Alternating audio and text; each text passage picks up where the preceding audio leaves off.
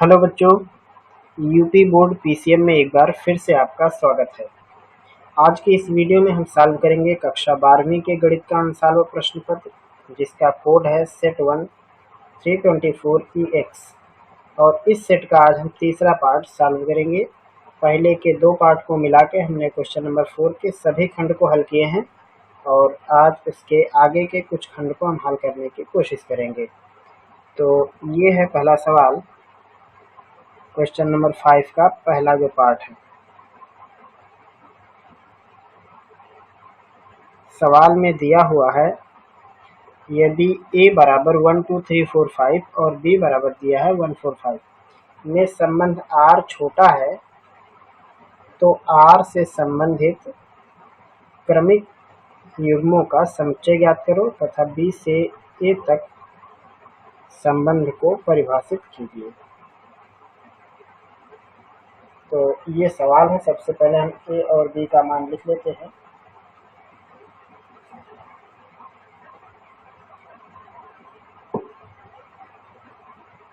सवाल में a की वैल्यू दी गई है 1 2 3 4 5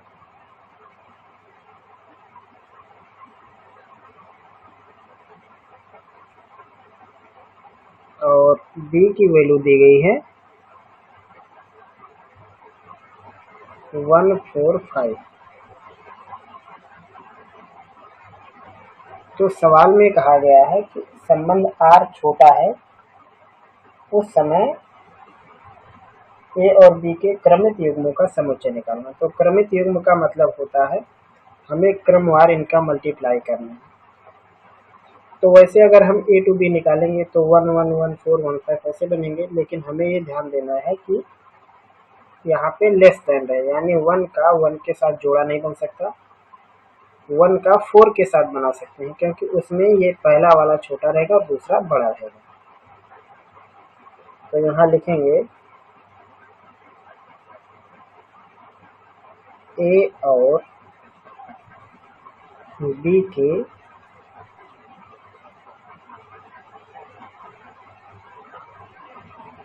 क्रमिक युग्म में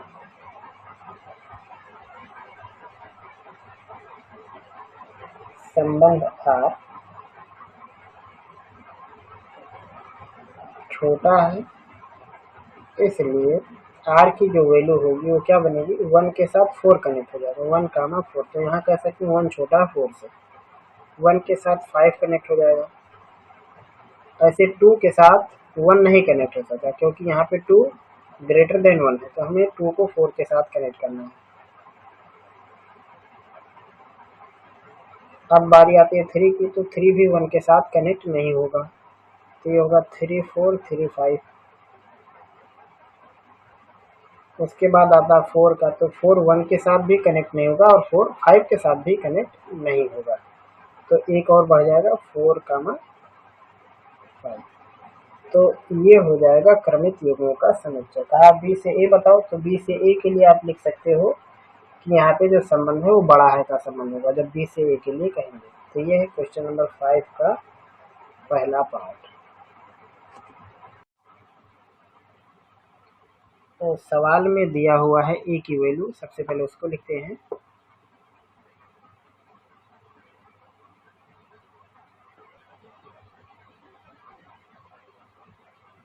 a की वैल्यू है 0 2yz xy minus z x minus y और z, ये दिया हुआ है। तो इस सवाल में कहा है कि a डैश इंटू a का मान है i के बराबर, ये दिया हुआ a डैश मतलब यहाँ पे ट्रांसपोज है, इसकी वैल्यू है i के बराबर। तो सबसे पहले हम a का ट्रांसपोज निकाल लेते हैं, ये दिया हुआ सवाल में। तो a का ट्रांसपोज निकालने का मतलब हमें पंक्तियों को स्तंभों में बदल देना। तो ये 0 2y और z ऐसे हो गया, पहली लाइन को पहला स्तंभ, दूसरी लाइन को दूसरा स्तंभ और तीसरी लाइन को तीसरा स्तंभ हमने बनाया। ये अब आइए गुणा कर लेते हैं। तो मैट्रिक्स के गुणनफल में जो पहले लिखा हो उसे हमें पहले लिखना होता है। तो 0 2yz xy माइनस जेड, ये 2y है zy में है, और x माइनस वाई और z, इसके साथ गुणा करना है ओरिजिनल मैट्रिक्स की, जिसकी वैल्यू है 0 x 2y माइनस वाई और z माइनस जेड और z। ये है। अब गुणा करने के लिए क्या करना है, यहाँ थोड़ा दूर से लिखते हैं क्योंकि लाइन थोड़ी बड़ी आएगी। हमें यहाँ पे पहला वाला टर्म लेना है, यानी इसकी पहली पंक्ति को लेना है और इसके पहले स्तंभ के साथ मल्टीप्लाई करना है। तो हम 0 की मल्टीप्लाई 0 के साथ करेंगे तो 0 आएगा। फिर x की मल्टीप्लाई x के साथ करेंगे तो x स्क्वायर आएगा, और उसके बाद इस x की इसके साथ करेंगे तो यहाँ भी x स्क्वायर आएगा। अब हमें इसी पंक्ति की यहाँ इस स्तंभ में गुणा करना है। तो 0 का गुणा 2y में करेंगे 0 आएगा, x का गुणा y में करेंगे xy आएगा, और x का गुणा माइनस वाई में करेंगे तो माइनस एक्स वाई आएगा। फिर इसी पंक्ति का यहाँ स्तंभ में गुणा होगा तो 0 का जेड में गुणा 0, x का माइनस जेड में गुणा माइनस एक्स जेड, और x का इस जेड में गुणा होगा तो आएगा एक्स जेड। अब ऐसे ही दूसरी पंक्ति को पहले स्तंभ के साथ, तो 2y का गुणा 0 में 0, फिर y का गुणा x में एक्स वाई, और माइनस y का गुणा x में एक्स वाई। इसी पंक्ति का यहाँ गुणा कराएंगे तो 2y का 2y में होगा तो हो जाएगा ये 4y स्क्वायर, और y का y में गुणा होगा तो आएगा y स्क्वायर, माइनस y का माइनस y में होगा तो आएगा ये y स्क्वायर। फिर इसी पंक्ति का यहाँ स्तंभ में होगा तो 2y का z में होगा तो 2yz, फिर y का गुणा z में होगा तो आएगा माइनस yz, और माइनस y का गुणा z में होगा तो आएगा माइनस yz। अब तीसरी पंक्ति पहला स्तंभ, तो z का गुणा 0 में 0, माइनस जेड का गुणा x में माइनस जेड एक्स, जेड का गुणा x में जेड एक्स। यही पंक्ति लेना इस स्तंभ के साथ, जेड का गुणा 2y में तो 2y जेड, माइनस जेड का गुणा y में माइनस वाई जेड, और जेड का गुणा माइनस वाई में यहाँ पे तो ये आएगा माइनस वाई जेड। अब इसी का तीसरे के साथ, तो जेड का गुणा जेड में जेड स्क्वायर, माइनस जेड का गुणा माइनस जेड में जेड स्क्वायर, और जेड का जेड में गुणा होगा जेड स्क्वायर। तो ये हो गया गुणनफल। ये थोड़ा साइड कर। अब इसको आप क्या लिख सकते हो, ये देखो यहाँ पे एक्स स्क्वायर जुड़ जाएगा तो ये हो जाएगा 2x स्क्वायर, और यहाँ पे एक्स वाई कैंसिल तो यहाँ आएगा 0, जेड एक्स कट जाएगा, यहाँ आएगा 0, यहाँ एक्स वाई कैंसिल होकर 0 आएगा, 4y स्क्वायर फिर वाई स्क्वायर फिर वाई स्क्वायर, यानी ये हो जाएगा 6y स्क्वायर, और यहाँ वाई जेड मिला के 2yz, और यहाँ पे 2yz, तो ये भी हो जाएगा 0।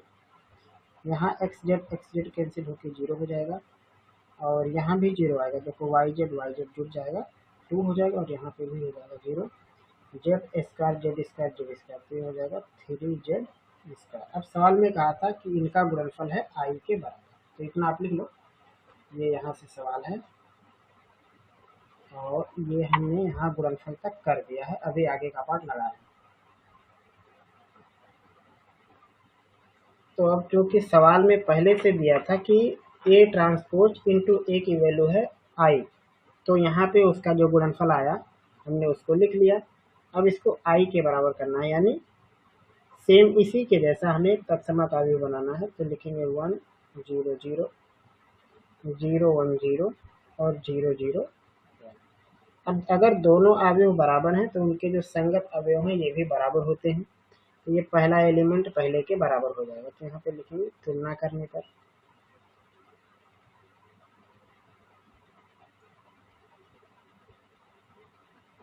तुलना करने पर हो जाएगा 2x स्क्वायर की वैल्यू 1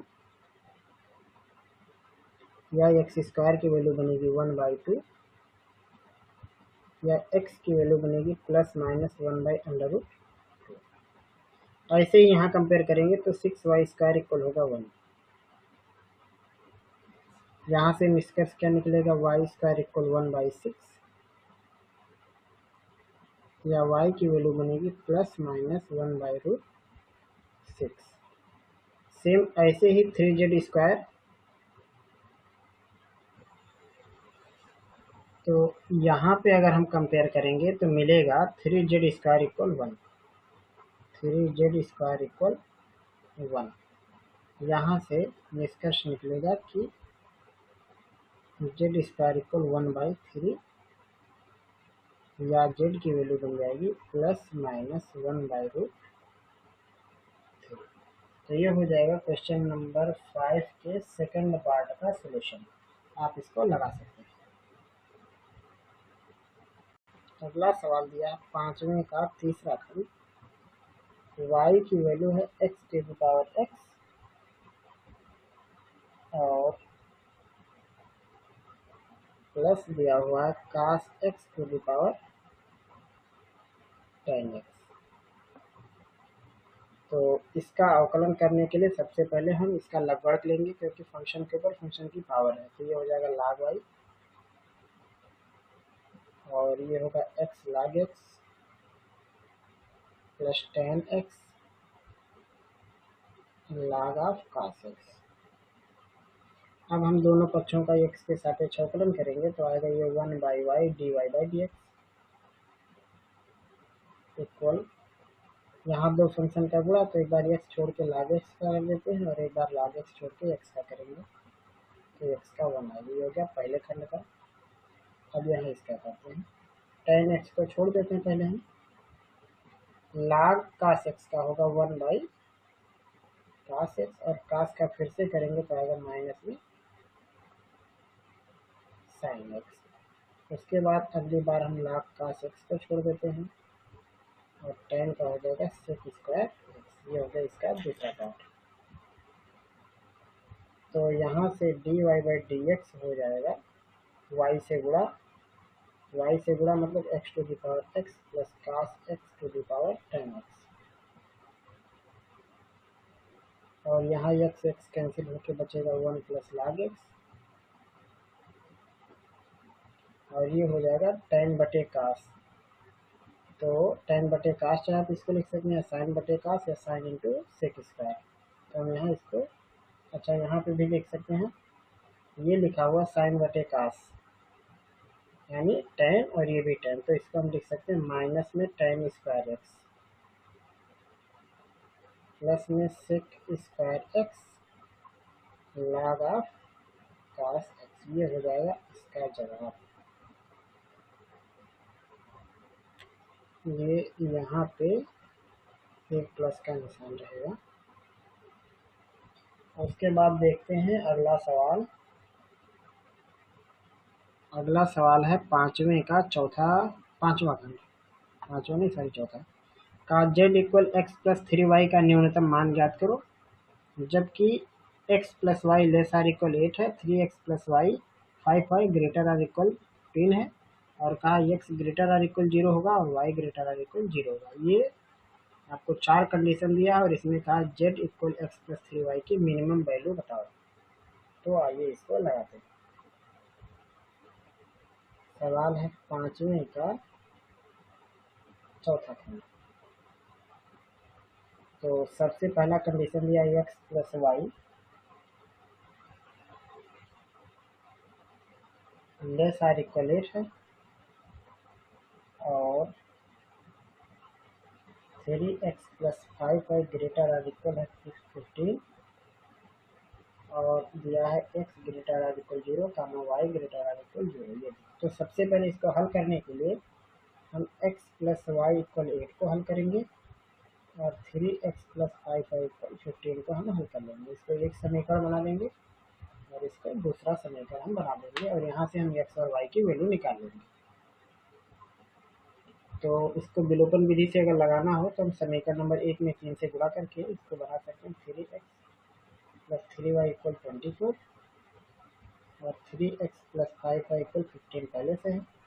हम इसको माइनस कर देते हैं, माइनस माइनस माइनस तो कैंसिल होके आएगा -2y और ये आएगा माइनस में 9, तो y की वैल्यू बनेगी -9/2।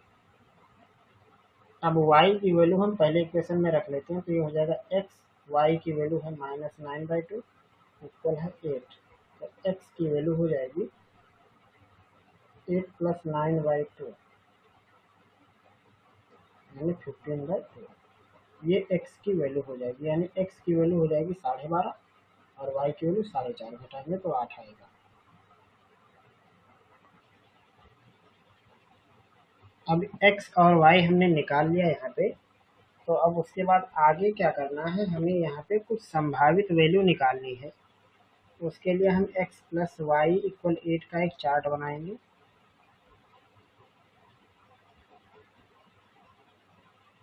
ऐसे कुछ हम वैल्यू लिखेंगे,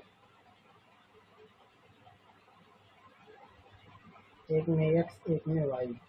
जैसे हम x की वैल्यू मान लो 1 रखते हैं यहाँ से, तो y की वैल्यू 7 आएगी। यहाँ पे x की वैल्यू 2 लिखेंगे तो y की वैल्यू 6 आएगी। कुछ ऐसे हमें लिखना है।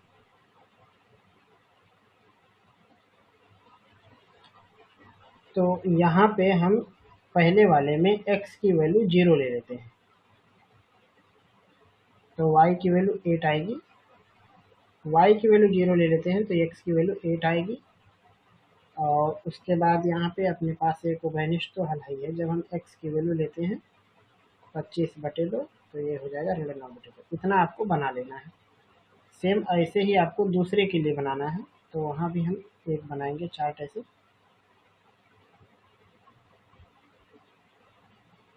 ये x और y, हम x की वैल्यू सवाल में 0 करते हैं तो y की वैल्यू आएगी 3, y की वैल्यू 0 करते हैं तो x की वैल्यू आएगी 5। उसके बाद अपना एक जो घनिष्ठ है इसको हम ले लेते हैं। इस हिसाब से आपको सवाल लगाना है। तो इतना आप कर लीजिए, उसके बाद आगे हम आपको दिखाते हैं कि आगे कैसे सॉल्व होगा। आगे लगाने के लिए अब यहाँ पे आपको एक ग्राफ बनाने की जरूरत पड़ेगी। एक x और y हमने दिखा दिया, ये है 0 0, क्योंकि हमारे पास निर्देशांक जो थे वो 0 8 8 0 सभी था। तो हम ऐसे शुरू कर लेते हैं, 2 4 6 8 बना लेते हैं, या 1 2 3 4 5 6 7 8 ऐसे। जैसे 1 2 3 4 5 6 7 8, 1 2 3 4 5 6 7 8 9 10 ऐसे जाएगा 11 12 तक। फिर इसके बाद तो हमारे पास पहला जो पॉइंट था जिसमें x की वैल्यू थी 0, तो y की वैल्यू आई थी 8। x की देखिए यहाँ पे x की वैल्यू 0 तो y की वैल्यू 8, x की वैल्यू 8 तो y की वैल्यू 0। तो जब x की वैल्यू 0 थी तो y की वैल्यू थी 8, 1 2 3 4 5 6 7 8। और जब x की वैल्यू 8 थी 3 3 6 2 8। तो ये था, मतलब ये जो लाइन जाएगी ये लाइन ऐसे ही जाएगा। ये हो गया ये वाली लाइन। आप इसको पटरी से बनाएंगे तो सीधा बनेगा। उसके बाद अपना जो दूसरा था 3x प्लस 5 का इक्वल 0। तो जब x का मान हमने 0 लिखा तो y की वैल्यू 3 और 5 0। तो जब x की वैल्यू 0 थी तो y की वैल्यू थी 5 3, 1 2 3 ये है। और जब x की y की वैल्यू 0 थी तो x की वैल्यू थी 5, यानी ये 3 4 5 तो ये है। तो अब हमें इसको मिला देना है।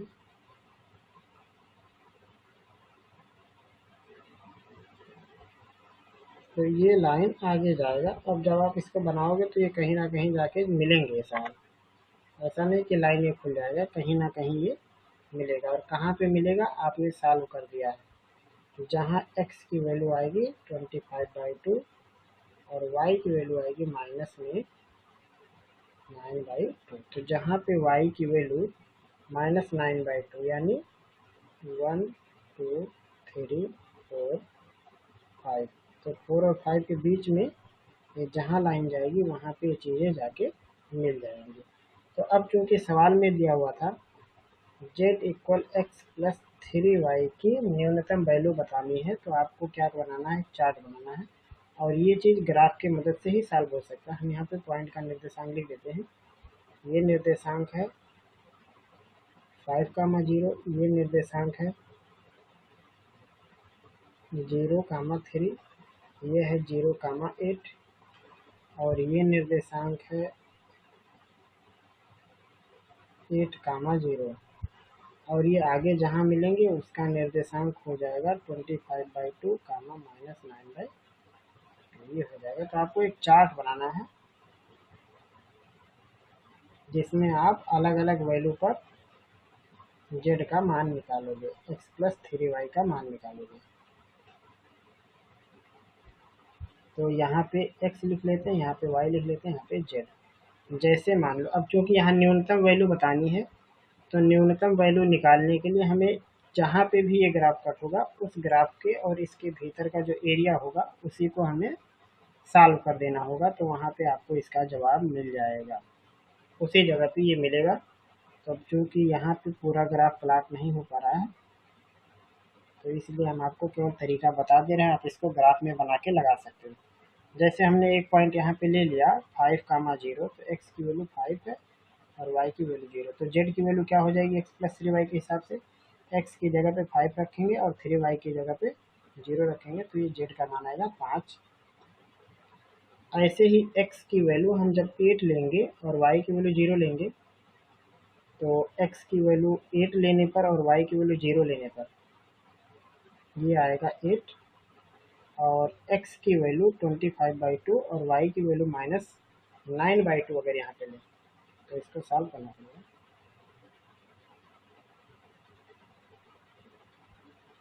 तो ये हो जाएगा 25/2 -27/2,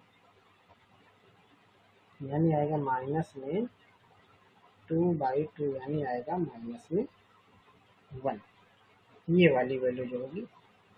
तो जब हम 25/2 लेंगे x की वैल्यू और y की वैल्यू लेंगे -9/2, तो ये आएगा।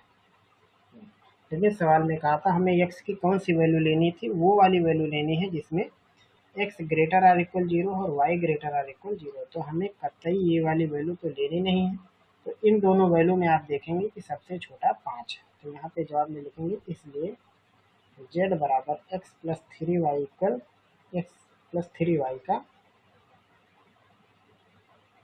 न्यूनतम मान 5। आप कहोगे बाकी को क्यों नहीं लिया, तो जब हम इन लोगों को लेंगे तो वैल्यू और बढ़ती हुई चली जाएगी, तो हमें इसमें न्यूनतम मान को लेना। जैसे हम 0 और 8 को ले लेंगे तो इसकी जगह 0 और y की जगह पे 8 लिखेंगे तो आएगा 24। देखिए x की जगह 0, y की जगह पे तो आएगा 24। यहाँ x की जगह 0 और y की जगह 3 लिखेंगे तो 9 आएगा। तो सभी रिजल्ट में जो 5 हो सबसे छोटा है, यानी z equal x plus 3y में जो इसकी न्यूनतम वैल्यू बनेगी वो 5 होगी। ये पूरा यहाँ पे ग्राफ है और यहाँ पे इसका ये सोल्यूशन।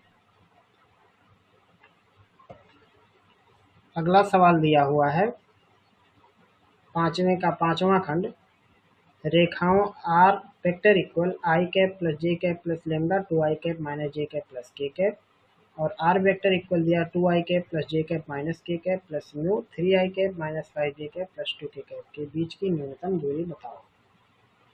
तो सवाल है पांचवा खंड और इसमें आर वेक्टर की वैल्यू है I cap plus J cap plus lambda 2i cap minus J cap plus के कैप।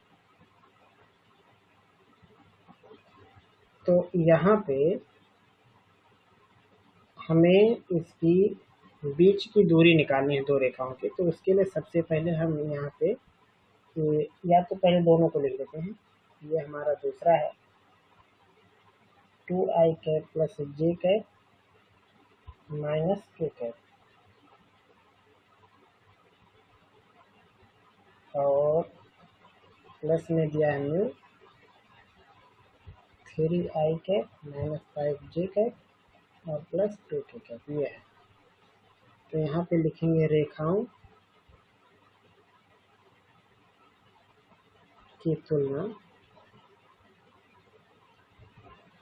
आर वेक्टर बराबर A1 vector plus lambda B1 vector और are vector equal A2 vector plus mu B2 vector. तो इन रेखाओं की हम तुलना कर रहे हैं। तो यहाँ पे हमें A1 मिलेगा, ये जो आगे है, और ये है B1। तो यहाँ पे A1 की वैल्यू हो जाएगी आई कैप प्लस जे कैप, B1 वेक्टर की वैल्यू हो जाएगी 2i कैप माइनस जे कैप प्लस के कैप।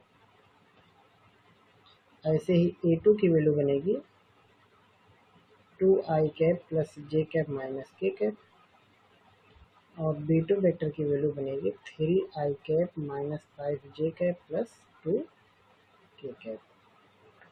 तो अब हमें रेखाओं के बीच की दूरी निकालनी है, तो हमें किन किन चीज़ों की ज़रूरत पड़ेगी। सबसे पहले पॉइंट नंबर 1, हमें ज़रूरत पड़ेगी यहाँ पे A2 vector minus A1 vector.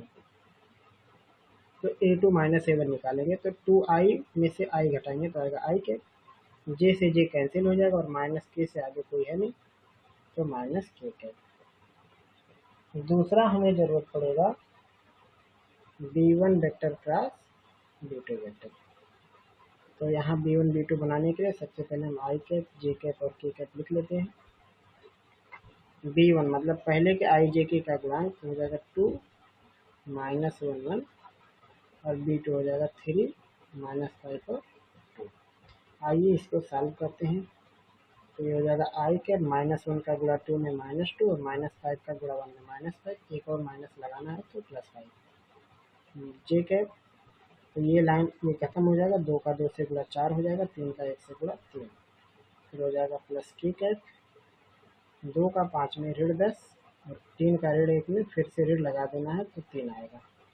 यानी ये हो गया 5 में से 2 घटाएंगे 3 3i कैप, 4 में से 3 घटाएंगे 1 माइनस जे कैप और 7 3 ये सॉरी 10 3 घटेगा तो ऋण 7 आएगा, यानी माइनस 7 के कैप।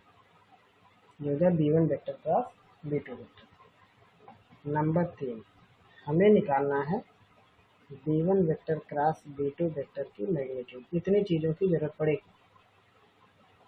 तो मैग्नीट्यूड निकालेंगे तो अंडर रूट हो जाएगा 3 का स्क्वायर प्लस 1 का स्क्वायर प्लस 7 का स्क्वायर।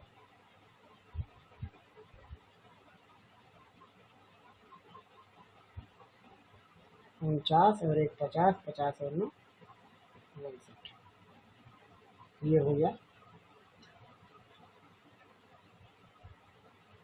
अब उसके बाद ज़रूरत हमें अगला क्या है, हमें अगला जो ज़रूरत पड़ेगा वो पड़ेगा B1 vector cross B2 vector dot A2 vector minus A1 vector, इसकी हमें ज़रूरत है। तो B1 vector cross B2 vector निकल गया 3i कैप माइनस जे कैप माइनस 7 के cap dot A2 minus A1, A2 minus A1 है i cap minus J cap के कैप। तो 3i का गुणा i में होगा तो केवल 3 आएगा, जे इधर है नहीं तो गुणा नहीं करना, और के का गुणा 7 में करेंगे तो आएगा प्लस में 7, यानी आएगा ये 10। इतना तक आ गया। अब हम लिखेंगे सूत्र। तो सूत्र लिखेंगे दो रेखाओं के मध्य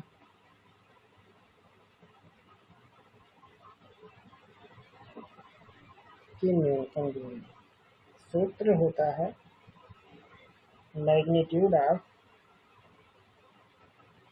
B1 vector cross B2 vector dot A2 vector minus A1 vector by magnitude of B1 vector cross B2 vector, इस पूरे का मैग्नीट्यूड। तो इतना हमने बारी बारी निकाल लिया है। B1 vector cross B2 vector dot A2 vector minus A1 vector, इस पूरे की वैल्यू आई है 10। तो यहाँ पे हम लिख लेते हैं, और यहाँ पे जो इसकी मैग्नीट्यूड है यह आई है 59। तो इस पूरे का जवाब हो जाएगा 10/√59, और ये हो जाएगा इस सवाल का जवाब। तो एक बार हम आपको ये पूरा सवाल शुरू से दिखा देते हैं, जहाँ से सवाल शुरू हुआ है। 5वें का 5वां खंड, आर वेक्टर 2 दिए थे, तो उसकी तुलना हमने A1 लैम्डा B1 और A2 म्यू B2 से कंपेयर करके हमने A1 और A2 की वैल्यू निकाल ली है। उसके बाद हमें A2 माइनस A1 की ज़रूरत पड़ेगी, B1 क्रॉस B2 की ज़रूरत पड़ेगी और B1 वेक्टर डॉट B2 की ज़रूरत पड़ेगी। साथ में B1 vector cross B2 dot A2 vector minus A1 की ज़रूरत पड़ेगी। उसके बाद हम सूत्र लगा देंगे, जो कि सूत्र ये है, दो रेखाओं के बीच की न्यूनतम दूरी। तो आज के वीडियो में बस हम इतने सवाल पर रोक रहे हैं, इतने खंडों पर, और उसके बाद अभी भी जो आगे के सवाल बच रहे हैं हम आगे पार्ट वाइज सॉल्व करते रहेंगे। मुझे उम्मीद है कि इस वीडियो में हमने जो कुछ आपको सिखाया बताया वो समझ में आया होगा। फिर मिलेंगे हम लोग जल्द ही आगे की वीडियो में आगे के टॉपिक के साथ।